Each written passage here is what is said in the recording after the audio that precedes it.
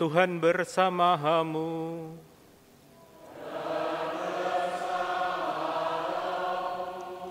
Inilah Injil suci menurut Matius.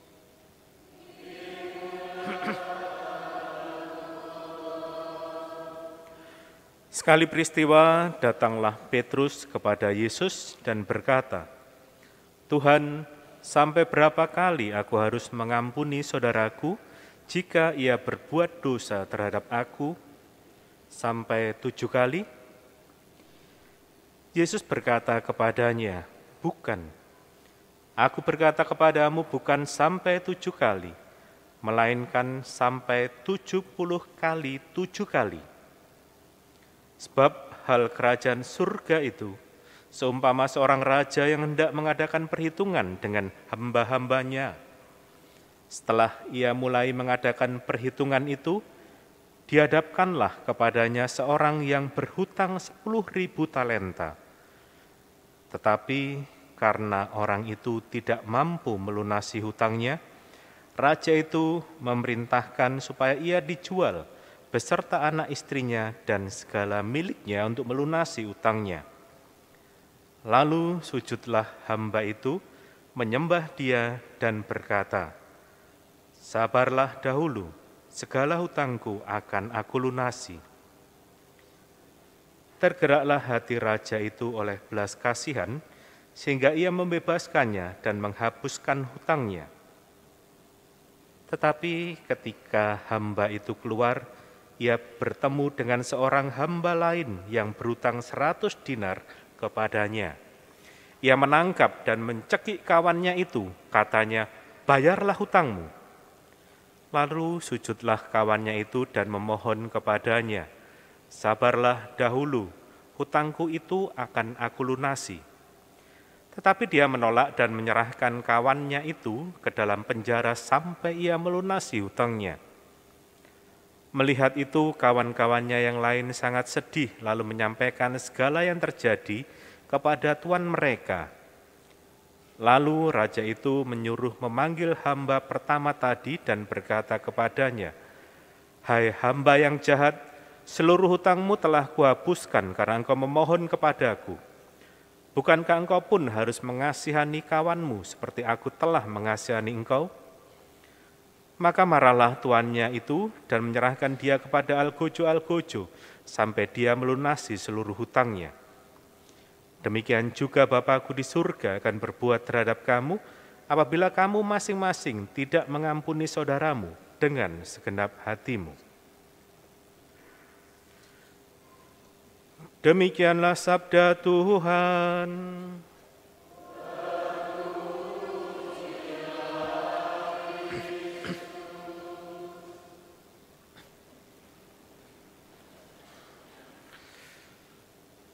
Bapak, Ibu, Saudara, Saudari yang terkasih, Anda mungkin masih ingat perumpamaan tentang para pekerja yang dipanggil untuk bekerja di kebun anggur. Itu ada di Injil Lukas. Jadi kisahnya kira-kira begini. Ada yang dipanggil mulai dari pagi-pagi benar. Ada yang dipanggil pada jam 9. Ada yang dipanggil pada jam 12, ada yang dipanggil jam 3 kalau tidak salah, sampai kemudian ada yang dipanggil kira-kira menjelang sore. Anda ingat cerita itu, kisah itu, perumpamaan itu? Ingat atau enggak? Oke, pertanyaannya adalah, upah yang diberikan oleh tuan pemilik kebun anggur itu berapa? Halo? Halo? Satu dinar. Oke, kita ngomong tentang 1 dinar ya. 1 dinar itu berarti upah pekerja harian.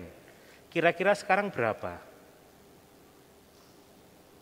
Biar hitungannya mudah lah. Jangan 175 Romo, 175 itu perkaliannya agak sulit. 150, 200, 100? Gampang hitungannya 100 ya? Berapa? 1,5? 150. Kalau sopir harian itu berapa? 150? Lebih? Ya sudahlah, gampangannya 100 lah. Daripada sulit nanti, karena ini hitung-hitungan. Maka 100 dinar yang ada dalam bacaan Injil tadi kan, ada satuan 100 dinar. 100 dinar berarti 100 hari kerja, upah 100 hari kerja. Nah, pertanyaannya adalah kemudian tentunya adalah, lalu 1 talenta itu berapa dinar? Iya kan, itu kan kurs. Ya. Kalau Anda cek di googling, di kitab, di internet, itu ada yang mengatakan sekitar 6.000 sampai 10.000 dinar. Itu 1 talenta. Ya. Maka tadi disebutkan 10.000 talenta. Maka 10.000 dikali 6.000 ya, gampangannya 6.000 lah. 6.000, maka ada 60 juta. Itu yang kurs terkecil, 60 juta hari. Anda pernah membayangkan itu berapa tahun? Upah berapa tahun kerja?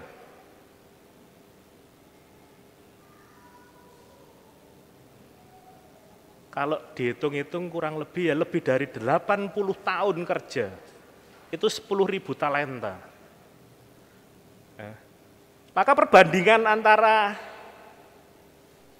100 dinar dan 10.000 talenta, itu jelas perbandingan yang ya tidak seimbang. Ya. Dari sini saja kita bisa melihat bagaimana perlakuan antara Tuhan dan manusia. Tuhan terhadap manusia dan manusia terhadap manusia yang lain.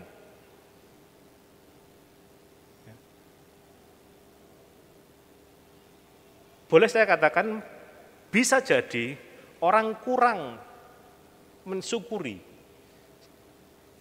banyak kebaikan Tuhan yang tak terhitung. Memang diumpamakan 10.000 talenta. Tapi itu kan sesuatu yang banyak. Kalau kita hitung, ya sudah, tidak ada bandingannya lah dengan yang 100 dinar itu tadi. Ya. Tapi, sekali lagi tapi, itu kan manusia. Ya, bisa saya juga mengalami kesulitan untuk melihat kebaikan Tuhan dan berperilaku seperti yang diingatkan oleh Injil hari ini. Ya. Allah begitu mengasihi kita, Allah begitu berbelas kasih, tapi ketika kita berhadapan dengan orang lain, kita tidak mampu meneruskan, kalau boleh saya katakan, kasih yang berasal dari Tuhan kepada sesama kita. Justru Injil hari ini mengingatkan kembali, pertama-tama tentunya banyak anugerah yang mungkin tidak kita sadari yang berasal dari Tuhan. Ya. Dan tak terhitung banyaknya. Kalau berhitung-hitung itu sifat manusia, dihitung. Sampai berapa kali aku harus mengampuni saudaraku, itu kan pertanyaan Petrus. Pertanyaan seorang manusia kepada Yesus. Dan itu dijawab oleh perumpamaan tadi. Maka Bapak Ibu saudara-saudari yang terkasih, tentunya ini kembali lagi tadi kita diingatkan untuk berani memaafkan juga, tapi terlebih juga melihat atau berbuat banyak kasih tanpa berhitung. Satu pertanyaan yang seringkali muncul kalau berkaitan dengan pertanyaan, sampai berapa kali aku harus mengampuni saudaraku jika ia berbuat dosa terhadap aku? Sampai 7 kali? Bukan sampai 7 kali, melainkan sampai 70 kali 7 kali. Lalu konkretnya gimana? Iya kan? Itu teori. Tanpa batas, pengampunan itu tanpa batas. Padahal ya kita sulit mengampuni karena kita korban. Kita dirugikan dan sebagainya lah. Saya mengambil dan saya senang permenungan ini dari surat Rasul Paulus kepada jemaat di Korintus. Itu kalau Anda ingat, itu kan definisi kasih itu loh. Kasih pasti macam-macam lah, ya. Kasih saling ada, setelah kasih itu mengampuni, itu setelah itu kalau Anda lihat kata-kata yang dipakai adalah kasih itu tidak mengingat-ingat kesalahan. Bagaimana orang bisa mengampuni kalau yang diingat-ingat adalah kesalahan? Bandingkan bagaimana orang bisa mengasihi kalau yang diingat-ingat itu adalah kebaikan. Orang menjadi semakin sayang, menjadi semakin mengasihi karena dia mampu melihat banyak kebaikan dari diri orang lain. Tapi kalau orang itu pengen membenci, dihitung aja, diingat aja. Sekali berbuat salah diingat. Lama-lama kan Anda pasti membenci. Bahkan itu bisa terjadi dengan pasangan Anda. Tapi tidak usah dicoba. Jadi ini kuncinya. Jadi ternyata bahwa sekali lagi tidak mudah. Tapi kalau Anda ingin mengampuni, berusahalah untuk tidak mengingat-ingat kesalahan. Karena di sanalah kuncinya. Dan itu baik untuk kesehatan. Bapak, Ibu, saudara-saudari yang terkasih, mari kita belajar ya, juga mampu mengampuni sebagaimana yang diingatkan dalam Injil hari ini. Kemuliaan pada Bapa dan Putra dan Roh Kudus.